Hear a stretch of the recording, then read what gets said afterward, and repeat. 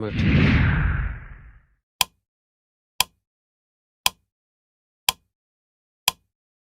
But you never know that you could. And when you feel that way, ain't it good, good dancing in the red and gold, and dancing in the red and gold. This is the 49er Faithful UK show, and we are live on Tuesday night. We're going to be talking about Week 15. The Niners put away the Tennessee Titans with a fairly comfortable, I think, 37-24 win. Offense looked good. Defense looked a bit leaky, but did enough against a struggling Titans side. And the Niners moved to 10-4 and take a firm grip of a wild card spot. A game which was marred for me personally by Shanahan's failure at the end of the game to ice it on 4th and 1, and we kicked a pointless field goal and robbed me of a bonus points on the prediction league. Worst decision ever by Shanahan, but happy birthday, coach. I will let you off. I'm Gareth Ellis, and I am joined by hopefully some people online and the one, the only Mr. Paul Hope. Victory Tuesday, Gareth. Feeling pretty good, buddy. How are you doing? Yeah, I enjoyed that. Yeah, feeling good, feeling festive. Last week of work for me, so definitely on the wind down. Evening, Dave. Yeah. And evening, Sam. There we go. So, we're not alone, Paul. We're not, no, and we've got Colin in the house, Red Jet Evening, Shell. Colin. So as And it Jill. is the festive period, as Gareth has said there, we have a little bit of change to our schedule. So Mr. Gowland is MIA again, Gareth. So it's been left to me and you to steady the ship. And I don't know how to edit these into a podcast, hence why we've gone live. But I did enjoy Sunday's game. And as we said in the description of this video, I'm looking forward to doing a bit of a deep dive, Gareth, because it was a bit of an interesting take on the game in Discord. There was some people not too happy. There were some people like myself who were related. And it could have been a potential banana skin, this one. I think Gowland had said that beforehand. And the score, 37-24, none of us predicted it. As you said at the start of the show, we'll get on to the prediction league. Thanks for that. Thanks for rubbing that in. But there we are. Indeed. The festive period is there. And Paul, you're putting me to shame, as usual, with your festive hat. Well, as I said to you off air, Gareth, I'm in the office tomorrow. Secret Santa and my line manager is a Bears fan. So I've got the ugly jumper over my shoulder. I've got the hat. I'll be in that office tomorrow, Gareth, decked out, because that is going to be a huge game in a couple of weeks. Exactly. I'd suggest you get him a box of tissues just in case. To be fair, I think he's just still stunned that they haven't been eliminated. He's still shocked that our game in a couple of weeks could be meaningful. I know. And I think it's just the stage of preparing for tonight. I mean, the NFC West crown is still up for grabs. The NFC number 1 seed is still up for grabs. Everything's up for grabs, isn't it, really? So it's crazy. I mean, 10-4 after that one. We're a game behind in the number 1 seed in the NFC. The game this week, the Seahawks and the Rams, could be the only time in my life, Mr. Ellis, that I'm cheering for a Seahawks win, which everybody will understand why. And you should still feel dirty. Yeah, there's probably the only dirty points that I'm going to go for, people. But on this occasion, I think I'm allowed. You know what? I know that helped, but I'm not bothered. It's out of our control. I just hope that game is physically and emotionally brutal, and it goes to overtime. I don't care who wins. It's out of our control. So yeah, I don't normally. I'm not rooting for the Seahawks or the Rams. I was going to say a tie game would be even better, but I don't think that would make much difference to us. Well, he says that a tie game would be pretty good, to be fair. Ties confuse me. I get all complicated on the score. And I'm not alone. So Colin is also a Seahawks fan. However, I wouldn't go as far as the ultimate insider, our friend Chris, who's changed his profile picture on Discord to repping a Seahawks hat. Now, it's something he's done last few weeks, Gareth. Not something that I would be prepared to do, not even by Photoshop. But you've got to do what works for you, I suppose, buddy. Indeed, but yeah, feel free to have a bath in bleach after that. And good evening, Ty. Good to see you. Yeah, so we've changed it up. We're here on a Tuesday. So it was a Sunday night game for us, Gareth. So it was 9:25, but it seemed to go on a little bit later than I expected. And I struggled to switch off after this one. So I jumped online, was chatting to people on social media. The reason I struggled to switch off, we've got our talking points. Gonna I, say, I, seem I thoroughly enjoyed the game on Sunday. so did Honestly, I. I know the defense is something we are going to talk about, but We are. so I've stolen your thunder. Shall I give you my talking No, point? no. You've Oh. stolen nothing. Go for it. Go for it. So might be like a broken record, and I've given away on the screen that I'm feeling pretty good. But we do need to talk about QB1, Mr. Brock We Purdy, do. and that That was my performance. point as well. The second point I had was the success on third down continues, which, if you do listen to us regularly, we have talked about how that is a determined factor in the NFL. And the Niners at the moment seem to be pretty red hot where it counts. And the third point was the defensive struggles. I do have to talk about it. It was something discussed in great detail on Discord, but I do want to kind of tell everybody the last 4 games, Gareth, 4-game winning streak. We've outscored our opponents with 124 points to 63. As long as you score more than the other team, people, it doesn't really matter what happens on that side of the ball. It doesn't. It doesn't. I want to talk about Purdy as well. But yeah, got to go for defense. What we talked about, I think me and Najee, me and Lee. Apologize to both of you for forgetting which one it was, but we talked about tackling practice and how it was much needed over the bye week and has clearly been skipped entirely, as has catching practice for the defensive backs. So a couple of things to talk about there, but let's start with the good. Let's talk about Purdy. The Jesus lizard himself, as Kittle has described. Yeah, ball security. I hope he's listening to George on this. He can learn a few things from that. But take it away, Paul. Impressive game, I thought. Yeah, I mean, the thing with Brock Purdy is there was a lot of people talking when he was injured. Do we need to keep Mac Jones? Do we need to look at shipping the $265 million man? And if you wanted to show anybody a game of which why having the quarterback like Brock Purdy matters, this was the game for me. And I'm not just talking about the running around, duking the defender out with the fake pump fake, which, to be honest, it did make me chuckle because he did the same to that defender when the defender played for the Seahawks. But, I mean, we've talked a lot on this show with Purdy fans. You're repping number 13 there. I just like the fact that Shanahan puts the ball in his hands. And I was looking at some stats beforehand. So, obviously, we're going to talk about the game. But his 17-game pace over his last 4 starts, Gareth, he's looking at completing 69% of his passes. He's on track for 3,638 yards. Bear in mind, he's missed how many players? He kept hold of the ball. He distributed it to 7 different players. He didn't put the ball in harm's way. And he might be a game manager for Kyle Shanahan. But if he manages the game like that, Gareth Ellis, sign me up. Sign me up.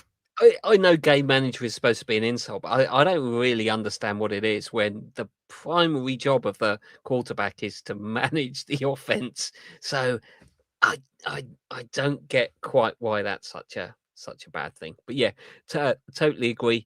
I thought he had a great game. He's looking really comfortable. I think the toe is clearly not bothering him too much, and it's his ability to extend plays and work out of the pocket is an important skill for quarterbacks, and he does not get anywhere near as much credit as he should because he is one of the best in the league at that, and I genuinely believe that. I'm not sure that he's a top 5 quarterback, but he is in that particular metric, if you want to call it that ability to just sense the pressure and get away from it. And his decision making, I think, on those moments is good. He's not scared to throw the ball away when he knows that's the best decision. So, I mean, when quarterbacks come out of college, and they can use the legs. And we saw it when Brock made his first start against the Dolphins. They can sometimes, that'll be their go-to. They feel a bit of pressure in the pocket to try and run around, and they put themselves in harm's way. I mean, the lad at the Giants looks like a great quarterback, but he keeps putting himself in danger at the moment by taking that extra step. And sometimes you're watching red zone, you're thinking, step out of bounds, step out of bounds. Like you said, what Brock's doing well at the moment is he's going through his reads, he's setting his feet. And if it's not there, he's either extending the play, which is all Kyle Shanahan has looked for in his quarterbacks, or he's throwing the ball away. I mean, his stat line for Sunday, you know, I love a good stat, 295 yards, 3 touchdowns. Doesn't seem that exciting. But as I said, That's when pretty you good. look, but I think when you're talking about, I think people, we came into the game on Sunday night watching Josh Allen put the Bills on his back and come back in Foxborough and beat the Patriots. And I think people are thinking that's what an elite quarterback needs to do. But then you watch the game, and yes, people, it was only the Titans. I'm fully aware of that. But the way he played on Sunday, Gareth, and the way that he just was composed, the way he led the team, the way he was in the huddle. And we're going to get onto Ricky Purcell because obviously you've got concerns with his injury record.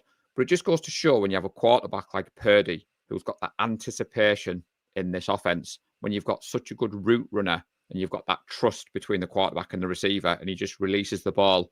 And for someone who's dabbled a little bit in coaching at flag football and preaching the, your number of steps, but equally, you see it, the professionals do it, and you think, yes, that's why he's run a 7-yard in. That's why you've got Kittle running it out. That's why you've got Purdy.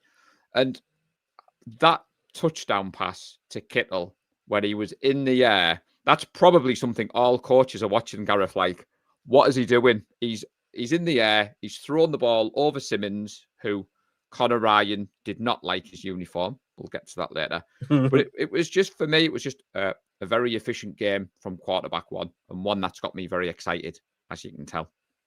Yeah, and me. I think he shows a bit of growth as well, and he was always good at sensing the pressure. I think we know he's got accuracy, perhaps to a certain distance, whether he's got the strongest arm or not. Whether you need it in Shanahan's offense with so much yards after catch, I don't know. I think the one thing that that TD pass where he hops up in the air and gets it over Simmons, it is the sort of thing coaches probably are a little bit concerned about. But with Purdy, you get the idea that it's a decision, that it isn't a panicked. And do you remember? Well, last season or the season before, Purdy was getting quite a lot of balls batted down the line of scrimmage. And when I saw that, it just reminded me that we haven't seen that this year. It's those little bits that he's polished out of his game, those little things that you kind of thought, well, he's not the tallest. We might have to accept that good defensive linemen are going to get their arms up and they're going to get one every now and then. Haven't really seen it this year because I think he's tweaked his game, whatever it is, and he's getting around that. And I think that was one opportunity. He wants George, and he's thinking, this guy's going to get this unless I just hop up in the air and throw it. And people might say, well, that's terrible. How are you going to do that when you're 40, 50 yards down the field? The point is, he's not. He was on the 10-yard line. There's only 20 yards of field. Maybe he wouldn't make that decision at another time. So, but then again, it is the Purdy rule across the league that all of those rules set in stone for quarterbacks have to be turned on their head for Purdy because he's somehow special and different. You see, Joe Burrow, always injured, threw a couple of interceptions, couldn't even get his team to score a point at the weekend. Yeah, Where's everybody saying that Burrow's not worth the money? I mean, there was a bit of talk didn't it? About trade talk and all the rest of it. And before we kind of move off the Purdy topic, I mean, as I said to you off air, the first 5 drives on Sunday, Purdy pretty much did whatever he wanted. 17 to 22 passes, 235 yards, 3 touchdowns. And he also ran for those 43 yards as the Niners took a 31-10 lead. And I'm not going to lie, Gareth, at that point, I thought my score prediction was looking spot on. But before me and you go down another rabbit hole about Brock As Purdy, if we would. I'd be interested to know what our good friend Najee Karat has to Hey, say. here he is. Hello, everyone. Evening, Najee. Evening. Welcome. Evening. Sorry, apologies, baby, and all that. And then I was locked out of everything. I had to re-sign in everything. So here I am, 15 minutes late. Sorry, apologies. Hello, everyone. Better late than never, Najee. Good to see you. I guess. We were just talking Brock. We were Oh, just that's good. talking He's Brock. yeah, he's good, isn't it? I mean, it was that's the just Titans. summarised the last 10 minutes. We could have done away with all of that and just gone with that. All right, I'll let you carry on. I'll jump in if I got some stuff. to say. Yeah. Well, there we go. I think, yeah, I think the general consensus is we think Purdy's quite good and playing quite well. So I think we were just saying, Angie, that obviously the noise in the last few weeks has been obviously Mac Jones did a great job. We're not taking He did. anything away from Mac Jones, but what we're seeing on this 10-4 49ers that are still in the hunt for the number one seed, despite our defensive struggles, the fact that this offense is clicking, and as I cheekily said at the start, Najee, it doesn't matter what happens on the defensive side of the ball. As you score more points than the other team, you're going to be all right. But all jokes aside, it's been nice to see Brock operate in this offense and the way that we've kind of bounced back from some difficult spells this season. Yeah. I mean, it's not fair to compare Mark and Brock anyway. Mark's been here for 8 months. Brock's been here for 5 years. He's got command of the offense. He knows how it rolls. Hey, Richard. So it's not really fair. I do genuinely think the ceiling is so much higher with Purdy, as I think you were talking about the off-platform throw and stuff. I don't think Mike Jones got that in his locker, as they say. But the floor was really good, and that's what you want in a backup. And yeah, thank Mike Jones. He wanted some games. That's what he's here for. Come in, operate the offense as well as he can do, and he did. But yeah, Brock is just another level, isn't it? It's just kind of elite compared to a guy that lost his job, essentially. You can tell the difference. So yeah. We've got a good. Hopefully, we can keep him. I reckon I'm talking Mike Jones. I reckon some teams might give him contracts that we can't. Like, Well, he's the under Vikings. contract for another year, so Yeah, any but team we might needs to trade knock him. on the door. We need to Yeah, trade the him. Vikings. The Vikings might come and knock on the door, maybe. We I think also that's we're not to go down too deep in that rabbit hole, but I think Yeah, it's off-season easy for us to say, well, we'd keep Mac Jones. The point is, if there's a nice opportunity that he fancies and he knows that there's people interested, are we going to be able to keep him? If he says, "Look, coach, I got a chance to be the starter and getting doing a Sam Darnold, getting paid again. Yeah. Thanks for your help, but I'd rather do that than ride the bench." So And Yeah, more importantly than anything else, Richard, Mac Jones also gave us that GIF against the Rams, which has been used many a time in Discord and will good. So good. I continue love the to guy. be used. And He, it just goes to show, Najee, about having the right people around the locker room. yeah, that's what I was gonna say. Yeah. It's not just, and we're seeing it with Brandon Ayuk right now, right? Another tangent, but like, the character just doesn't fit anymore, does it? And Mac Jones kind of slotted in. His presses and all of his press conferences have been really funny to watch, and then he gives us the meme, the gift, all of that. It's we're gonna be using that for years to come. It's so good. So when Gareth wins the Predictor League and Whoa, Gowland whoa, and the whoa, trophy over, that's what Gareth's going to do to Gowland, the Mac Jones. But good. don't speak too soon. a smooth transition from Brock. One of my talking points, Najee, was our success on third downs continues. And for people who listen to this show, we've talked about that on both sides of the ball, how important in the NFL it is to move the ball on third down. And that was on display, wasn't it, on Sunday against the Titans? Yeah, and I mean, I just talk about Brandon Ayuk and what he used to bring to the team, and what just Ricky Pearsall just slotted right in. Obviously, we know about third and Jawan.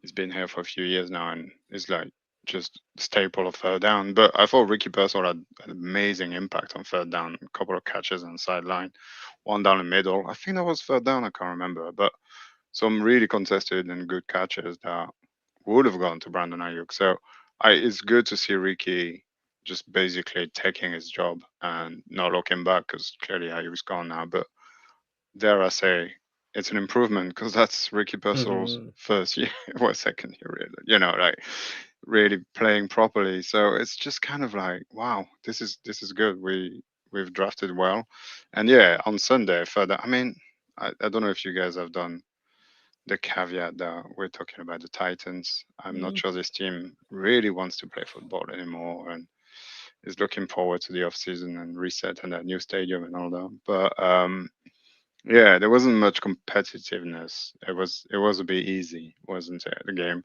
even though they made it kind of a game, it was a 10-point game.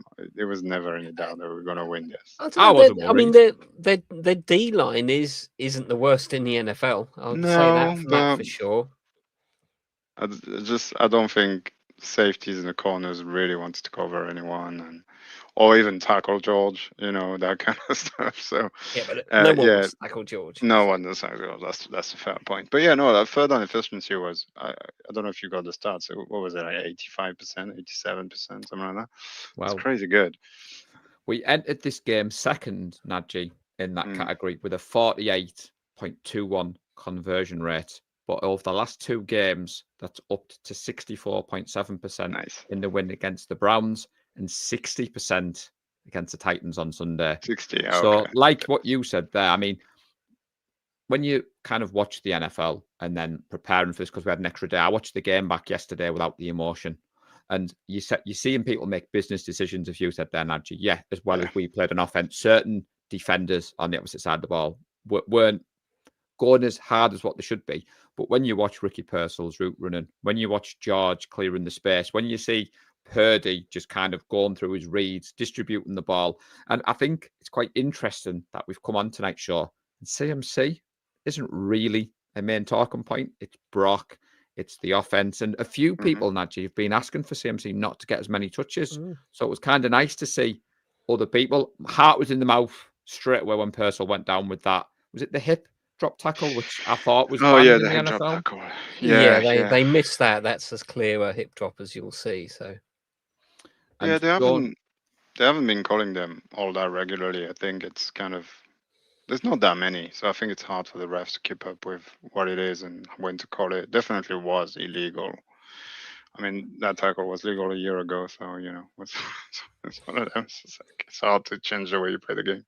Well- Yeah, bit scary because he just came back from that knee injury, and it looked like it was kind of the knee, kind of the leg he was hurt. So yeah, but no, it's good that he came back pretty much right away.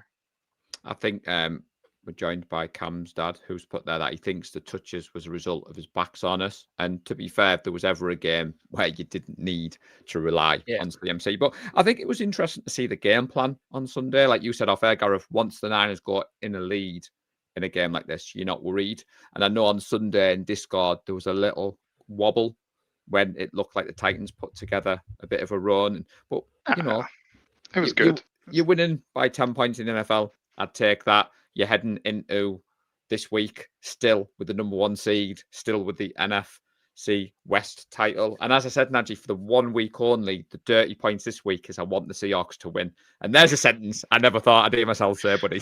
Draw would be good. If they could draw and the stadium explodes and all that kind of stuff, that would be good. Yeah, no. So, well, you were just saying something that's really interesting, and I lost it. You threw me with Come the on. Seahawks win thing. Come on, Paul. What were you saying?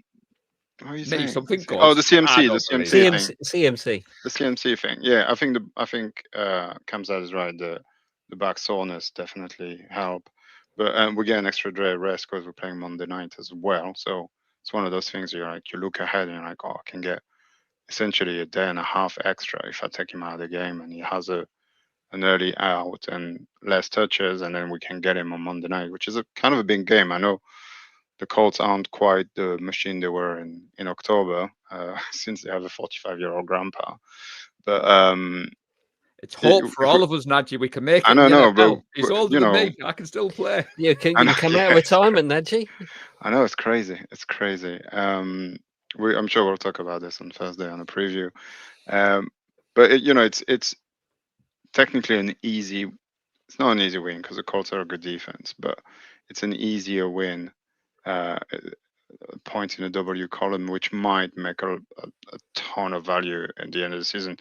You know, I know Lee loves to say it's not how you start, it's how you finish, but the way that we started has just allowed us to be where we are now and not worry about it and be in contention despite the amount of injury we had. And that's really good because I genuinely think if we win this and we win the last game, then we're good, right? I mean, if we win and we can be in the playoff by Sunday without even Yeah, playing. if the Steelers beat so the like, Lions, we're already in the playoffs. And to be fair, just to jump in there, Najee, what Cam's dad's put there, remember, every play call now is looking forward to the playoffs and fooling the other teams. And what I liked on Sunday is we've been very favourable of the pick of Ricky Purcell. He led the way on Sunday, 6 catches, 96 receiving yards. George Kittle had 8 receptions. We and Gareth did say it could be a big George Kittle game. Just saying, on there, 88 yards and a touchdown. JJ, good to see him back in the mix. And although CMC had a quiet night, he still scored a touchdown to extend his scoring streak to 4 games. So 75 yards on the ground, something like that, 73 yards. So. Yeah, solid day. I wish we'd seen a bit more of Robinson on the ground and let's say him cook a little bit. And I'm gonna say again, more running backs. What Well, where are they? Where is everyone? Why is it just 2 or like 1.5? I don't know that Garendo's had a carry this year. He might have had like 1 or 2 before he's had a couple we got of kick Robinson. returns, but that's been it. So, to be fair, Richie, we'll do this on the preview show ahead of next week because obviously it's Tuesday in the UK. I haven't seen anything at the moment, but as Najee said, we're not playing till, I say Monday night, Tuesday morning for us in the UK. So we've got a while to put that together, but that leads us nicely onto advertising. We will be back later in the week looking ahead at the Colts game. I think all I saw on Purcell is it's an aggravation of the knee issue that kept him out. So I think he played on the season. Yeah, I think it's week to week, but I think Shanahan said he's unlikely to practice. Yeah, and I mean, so might still be good for the game day, but unlikely to practice. So yeah, an extra day rest. You never know. While we are on Purcell, it does move us into something I was going to pick up perhaps a little bit later, but let's just leap into it now, and that is the Brandon Ayuk news, if we can call it that, and the very cryptic, incomprehensible Instagram post. And the fact it makes sense. He's clearly you were down with the kids then, Najee. I was going to say Najee translated. It's got nothing to do with the kids. It's no understanding of it whatsoever. It's just talking about money. Philip Patek are very, very, very expensive watches. He makes them.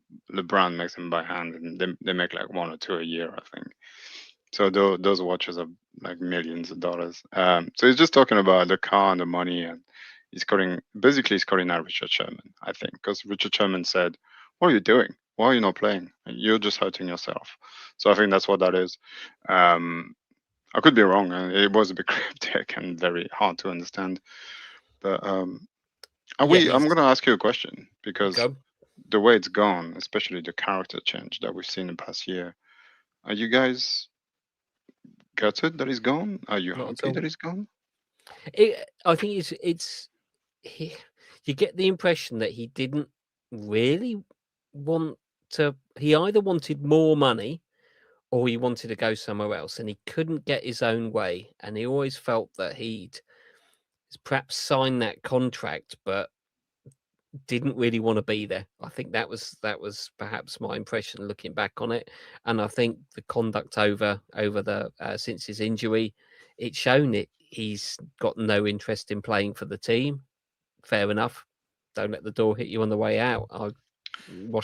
He's washed his hands of the team that drafted him, the team that played him. Yeah, exactly. Same with Ty. He's checked out. So goodbye. Yeah. Enjoy I'm gutted. I've got his jersey. I'm gutted. So I can't wear that anymore. Yeah, it's pretty bad. But it's all right, Najee. I'm looking for the Smith nameplate on eBay. If I find one, I'll send it over. Unrelated, I've got a white number 11 jersey for sale at the moment. Connor Ryan, hit him up on Vinted. Vinted, yeah. No, I'm gutted because he was good. He's a good player, and he fitted what we want.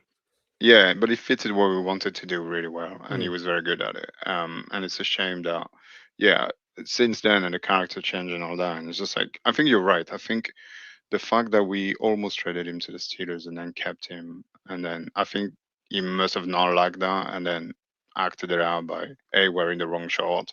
We all remember that last year, and then just not showing up on team practice and all that. I think he kind of did it on purpose, so he would just be out the door. Like the thing though, and I totally agree with Richard Sherman now. It's like the guy's been out of the league for a year now, and I'm not saying he's not going to come back and play well, but it's not going to be straight away, and he's not going to get the money he's getting now for sure. Especially putting To that be kind of fair, what I'm quite stunned at, and this shows my naivety as a UK NFL fan, how is he just behaving that disgracefully? He's given money up. So he's putting that post out, like you said, Najee, but he's actually doing us a favour at the moment because we're voiding years. yeah, We're going to yeah, get out with the contract. And I think it goes to sometimes like we don't talk about the human element behind the player. Obviously, I believe his brother, his wife have a lot to do with it at the moment. That side of like the social media posts, you know, even us in the UK, you know, I'm watching the game on Sunday night. It's an emotional game, Najee. You know, we all support our team the way we support the team. And then I said to Gareth, I found it difficult to switch off, jumped on social media. But sometimes you would like to think people closer to these players are saying, don't be posting that. Don't be I know, saying that. yeah, And, I you know. know, getting that bit more of advice and maybe he's taking it away. I mean, I will say I do hope he's okay. As Ty said, if you're not wanting to play for my team, see you later. It is a shame. Yeah, I think there's a nice little reminder too that most of these people are in mid-20s, and I mean, like when I was 24, 25, I definitely made some bad decisions in my life. You know, you're very young at that age, and And there was no social media back then, Najee. Thank God. there was, but it was very young. It was all fine at the time. There was no, you know, but it's just it's one of them, isn't it? Yeah, it's just like having your brother manage your money and your mom. It's just that's not. It reminds me a little bit of what's his name, Brown from the Steelers. Just kind of like, what are you doing? What's going on? I think, and Yeah, these kids are getting so much money. I think to circle it It's back, not Gaurav, easy to manage. one thing that I have liked about it is the team, as in Shanahan, Kittle, the players that have spoken, in my opinion, for what it's worth, haven't thrown him under the bus. They've tried to no, kind of move it on. And I think they've said he hasn't been here. It hasn't been a distraction in the locker room because he hasn't been here and we're focused about the 11 guys who were on the field for the offense. And, you know, we've been through the ups and downs. And ironically, what I think is quite interesting, Najee, for Shanahan being known as an offensive genius this season, and the likes of, you know, Debo, Ayuk, and what he can do. This season has been built on grit rather than glamour. And I think Yeah, it's maybe shown the decision makers, actually, we don't need a prima donna wide receiver. We can invest that money, dare I say it, chaps, defensive line, defensive what side of the ball. what would that be? We drafted like Whoa. six defensive player in a row. Calm And down. here is a Don't need question that. for you, Najee. Did you ever walk No, away from 27 million? I walked away from 27 pounds, that's for sure, but not 27 million. I think it is a lesson to players that, I mean, it's easy for us to say, but surround yourselves with good people, because I do think possibly he hasn't got those good people around him to, I mean, particularly to say, look, even if you're done with the Niners, if you want a career, you need to act like a serious professional. And I Yeah, don't think he has. You can have beef with the Niners, but you keep it behind closed doors, or you can still act in a professional way. It seems to yeah, be he had issues about the rehab. There's roots, you speak to your agent, and your agent speaks to John Lynch, and John Lynch gets your medical guys in the room, and there's ways to go about it, not being a petulant man baby. yeah, But yeah. he's a wide receiver. It seems to go with the I know. position, doesn't it? So if I like anybody's watching, wants to send a Christmas present, I do need a new white Niners jersey because the number 11 is hung up. I'm joking. I must admit, when it all broke about the contract, Gareth, I didn't fully understand it. It's not a strong point of mine following this sport. And then I've tried to understand it a little bit. And then I have to chuckle, Najee. being plugged into social media, I had no idea what his post meant, and I liked your translation in Discord. That I definitely mean, helped it's an me. interpretation. I could be totally wrong. This is what I understood from it after reading it about 12 times. But yeah, I think this is again, we've done it with Debo. We've done it. It's happened 4 or 5 times, and both has kind of worked out, even though he's been injured a lot. Debo's kind of worked out, and we managed to get out of there. Fred and George obviously was a slam dunk, and it worked out. And the negotiation were pretty easy and pretty spot on. And then Trent has been up and down, but he's still there, and he's still playing at a very good level, better level. I'm sure you guys talked about that. But this one is the first one really that goes sideways for Yeah. us, apart from a few free agents that came in back, McKinnon and all that kind of stuff that doesn't really impact us all that much. D Ford, I mean, it was kind of like they played, they got injured, they got away kind of thing. Family But this man. is the family man who quit on us, but he wasn't an integral part of the team. Um, I think this is the first time it's our own player that we've evaluated from the draft, and then this happens after lengthy negotiations and stuff. So I think, if anything, I think John Lynch is going to take a lot away from this and learn a lot. And I do not see this happening ever again. In any case, I think if any kind of player wants to go through this contract negotiation holder and scraping Instagram and all that nonsense, I think those guys are just going to get shipped, and we're going to get as much as we can for them, and We've then never learned look from back. this, I think, and I think so. I I've think learned from this is franchise building, and Yeah. it's unfortunate, but I think ultimately for the Niners as a franchise, I think it's really good Mm. because hey, if we've got Sleek Rick anyway, we're good, and there's a It's ton of good wide receiver coming into the draft next year. it's always, I A ton think, of them. yeah, and I think he obviously he was hoping perhaps how to have more leverage during his Mm, negotiations than he had, and I read the think he's room. perhaps if he's acting up now, he's still got no leverage because we still own his contract and registration. So Mm, unless we choose to cancel it, we can say, well, look, you know, you've got play to for turn us. up, or we're just going to keep voiding your money, and you can't Yeah. do anything. You can't go anywhere. You can't play for anyone else. To be fair, We I mean, own you. That's Ty's unfortunately yeah, you're right. I mean, Ty's put professional there sports. why we dissecting the post. In our defence, Yeah. Ty, us three haven't had chance to chat yet. We've been a bit all over the place on the 49er Faithful UK. And for us in the UK, it's an interesting side of the business because of the contract side. Like you've just said there, Gareth, not turning up, voiding the money. But sometimes, there's more to life than money. And from the gist of his social media post, he's not short of a quid or two. A bit like a certain Mr. Gout. I'm joking. I'm just saying at the end of the day, right? He doesn't play for the team at the moment. The 49ers are And en won't route again. for the number 1 seed. And we've been 37 minutes in, Nadji. And the third talking point was the defensive struggles of the ball. And the reason I'm mentioning that Well is a done, Paul. few people have mentioned the defensive side in the chat, and I am trying to catch up. But as I said, tongue in cheek, if you outscored the other team, it doesn't matter. However, this Titans offense, if you watched the show last week, me and Gareth tore it apart and said they weren't very good. There was times on Sunday, Nadji, where people were panicking because they were putting together decent drives, they scored points. And a few people are saying, if we come up against a better run-heavy team or we come up against better teams in the playoffs. So it was a bit of a concern. So we wanted to kind of finish off talking about the defensive side of the ball. Yeah, If we that was will. okay. We will. Of course, thanks, Paul.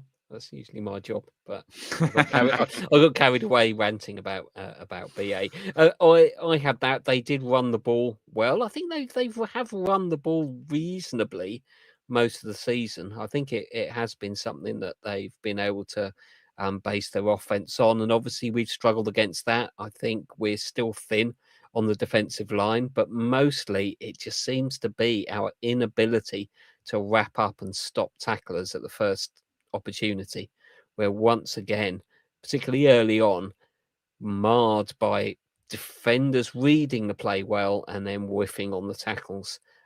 It's got to tighten up. It's got to tighten up. Yeah, I think it's just the nature of having a very young defense.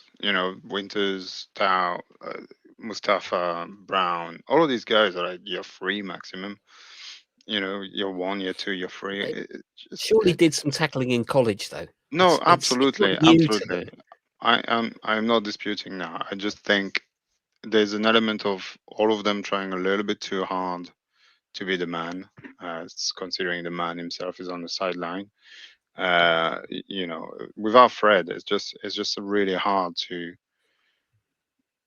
uh, to be at the level you want to be, and without doing that little extra to prove that you deserve to be on this team. And I think the way Saleh coach as well, trying to uprise everyone and just bring all that energy and that thing. I think sometimes it might be a little too much. I don't particularly have a problem with it the way we play. I think most of the play, yeah, the tackling has been a problem, but when the tackler does get hit and stop, there's 11 guys around the ball within a matter of seconds. And I think, yes, they scored 24 points. I think one of that touchdown is just bad luck. The fumble wasn't a fumble, and then the big pass, and then they scored a touchdown really quick.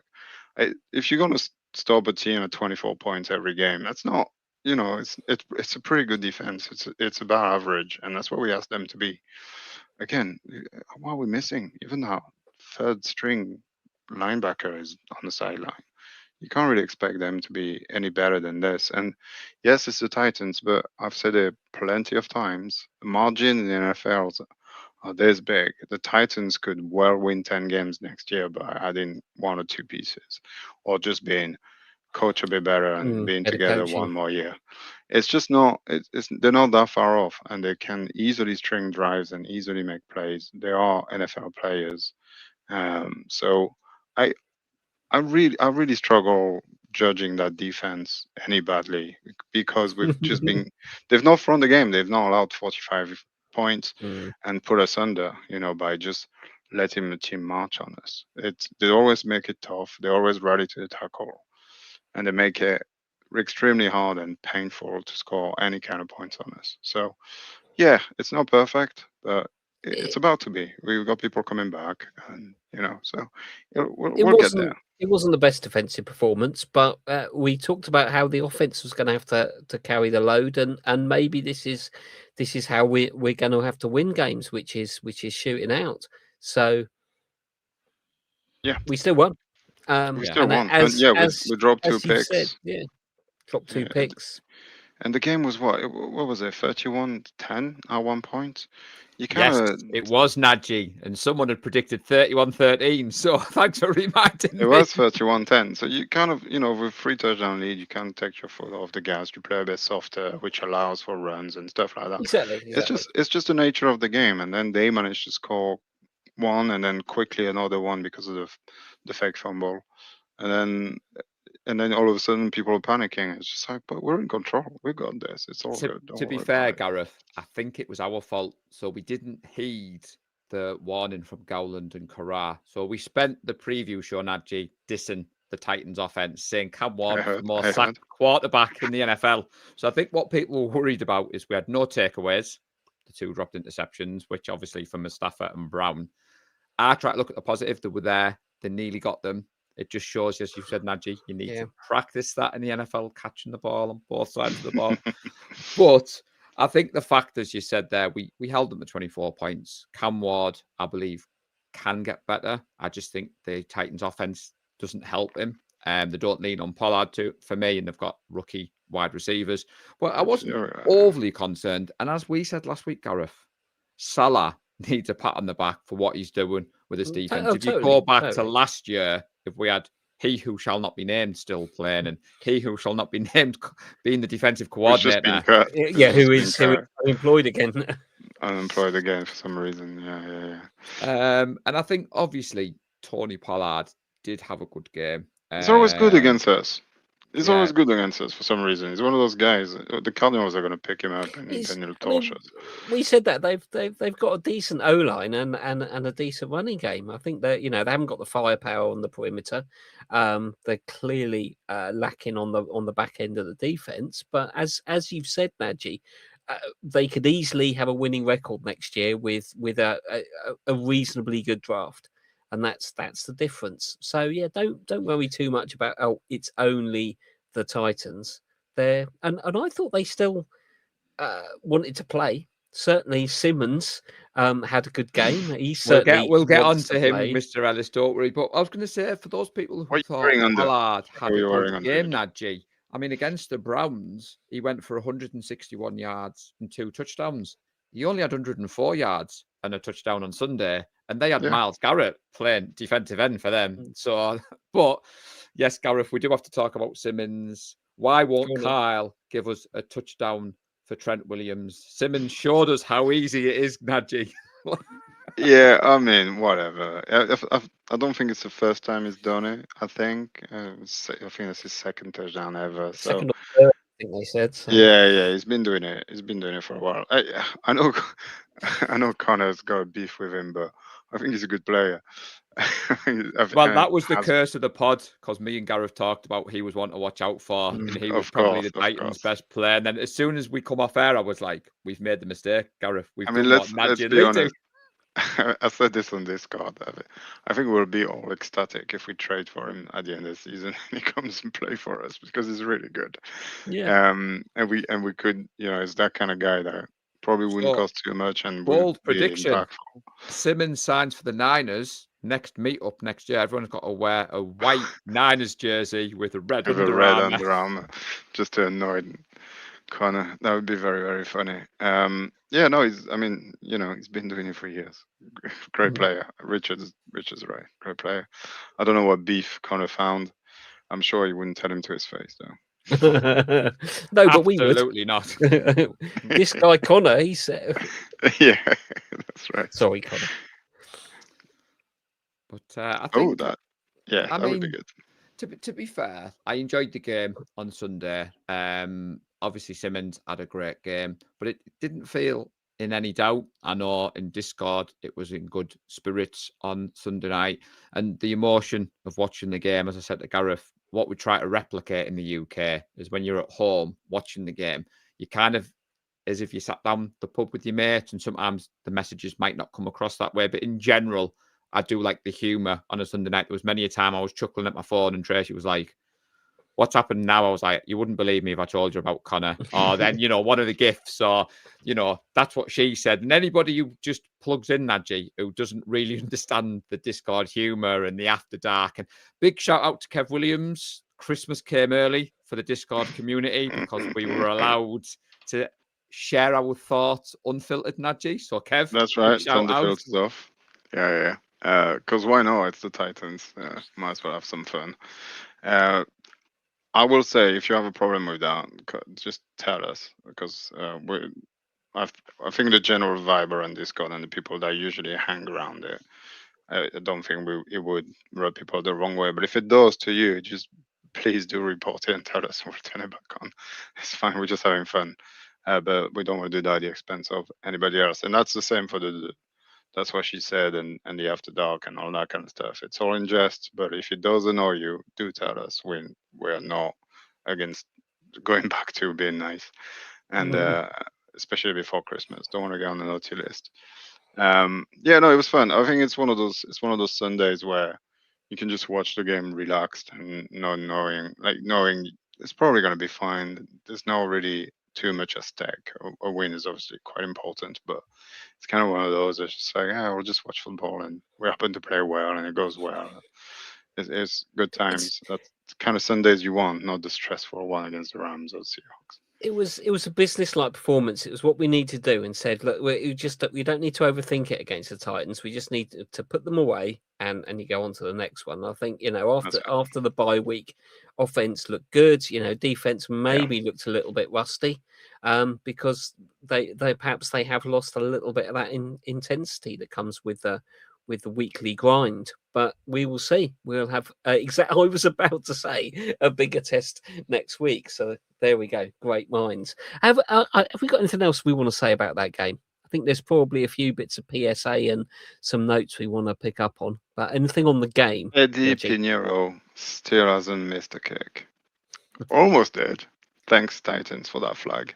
Very, very good timing on the flag. Oh, yeah, of course. On that note, somebody did mention it in the chat about the penalties and how disciplined we are this year, and we're not conceding too many. We have been. And I think you're right, Gareth. We were nervous heading into the game on Sunday that would we underestimate the Titans? And it looks as if the team prepared the right way. And we saw that with the first 5 drives, which then allowed us the freedom to be able to kind of, as Nadji said, rotate players in and out, take our foot off the gas a little bit, because it was just interesting. I mean, it's as if Shanahan was listening. We had the extra bonus point about how many trips to the red zone. So we had like 5 straight away, and we scored on all 5. Then we all had our similar scores. And I mean, there was a few mentions on Discord that the Predictor League may have spoiled the way we watched the game, but those comments are meant tongue in cheek. Now, you're saying, "Oh, you're hoping for this score and you're hoping for that score," but of course. do you have I get it. spreadsheet, Nadji? Do you have the spreadsheet? Yeah, absolutely. If that spoils the game for you, don't play the Predictor League. Yeah, it's very simple. This is one of the reasons I gave up playing like any fantasy football. Yeah, exactly. It became frustrating, and I thought, no, I don't need that, so I just ditched it. But I can understand that. Yeah, you can sit there hoping we don't score, but anyway, I've got my priorities. I always want us to score. I was going to say I'd happily be wrong matters. every week if I predict a score and the Niners score more than what I've predicted. And yeah, if we win, if we win every game, don't care if I predict wrong. It's just a bit of fun. Yeah, don't come at us because we want the Titans to score 17 points. 13. I've got the sheet. I don't have admin rights anymore because I'm all logged out. I need to log back in. Right. So there you go. Thank you very much. I'll do the scrolling. It's up there. Wait. So hang on a minute. So did we do 6 red zone trip? I thought it was 5. Well, the Niners. Well, we scored off 5, and I think we might have just the last field goal that angered Gareth might have been just outside the red zone. No, we were in.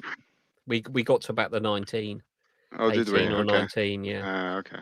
I will trust. I think Kev filled the shit. I will trust Kev. Yeah. With the start. Pinero. Very good one. Is the table? I think we all scored pretty well. Podcast Faithful with a 7. That's no good for us guys. But 4, 5, 4, and a 4. So yeah, we all scored very, very similarly. I was 1 point away from the Niners score. I'm very annoyed with that. And then I was bang on the 17 until that stupid fumble, which wasn't a fumble. But yeah, a good week for everyone. I think, Paul, you win this week with the 5 because of your 6 red zone trip. Well done. I think it's really tight. So Paul still last 38, Lee 4th 39. I'm 3rd with 40, so that's all within 3. And then Pod Faithful catching up to Gareth 44, 43. Gareth still in the lead. Yeah. Unbelievable. Been in the lead for a while now. It is unbelievable. No, about 4 or 5 weeks. So yeah, I should. That's if you have one good lead, one good week, you hop up above the others, and then you kind of hold it for a while. So it's still very close. So Paul, you're only 6 points away, which is, not even half of what you can get on a good week. So. And spoiler alert, I'll be going for a Niners win every single game for the rest of the season. And at the moment, it's doing me in good stead, Nadji. I'm going to come back. And what it does. I'm turning Discord on because I forgot to do that, and I'll give you. I don't think there was any dirty pointers, which I think is the 3rd week in a row. So congratulations, everyone, for believing in the team. Well done. I'll give you the top 3, top 5, and the best scorer as soon as he wants to do this update. And tell me, it might not do it ever. It's just going in circle. Excellent. You're good podcasting. Well done. While we wait for that, there was Lee. Remember Lee? Lee posted something in the group earlier about interest in any watch parties for the postseason. So if you are interested, I think he said Leeds is unsurprisingly going to be probably the most likely venue, but I think Lee is testing the waters there. Can you say anything? I think it's definitely more than testing the waters. I think it is. Well, officially, cast your mind back, Nadji, to yesterday when I asked if we could do the podcast an hour early. The reason for that was me and Lee had a meeting with somebody from across the pond, shall we say.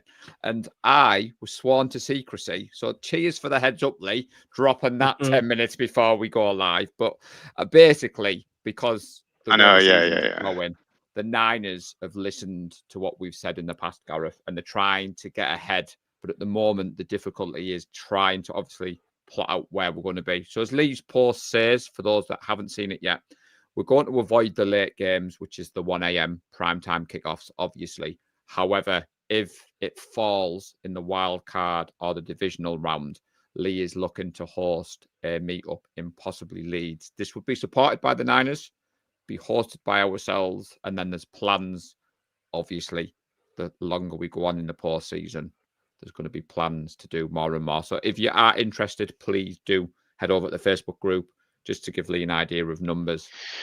Yeah, it's good fun. It's good fun. Leeds is a good place. I think it's fairly central. I think it's quite easy to get to from pretty much wherever we are. And from the way I understand it is, as long as we're in the playoff, there will be a watch party. And then hopefully we'll get as many people as possible, and we'll culminate with a Super Bowl watch party with, what was it last year? 340 people or something like that. I mean, it was really good. 2 years ago. It was 2 years ago, my bad, Yeah. of course. So, I mean, we if were you terrible cast last year. your mind back, we used to. So when we had the chat with the Niners, I was explaining that with the NFL in the UK, most fans tend to go out for a Super Bowl watch party, regardless if your team's in there. And a few years ago, we used to arrange our own at the start of the season. But obviously, when we've got the link up with the Niners, and when we've had the Super Bowl runs and the Niners have come along and put on an official watch party, obviously nobody's going to go to our watch party if there's a Niners one. So the last few years, what we've done is we've just kind of sat and waited to see what's happening. Yeah, I think we've always wanted to carry on doing our own because they're a little bit less.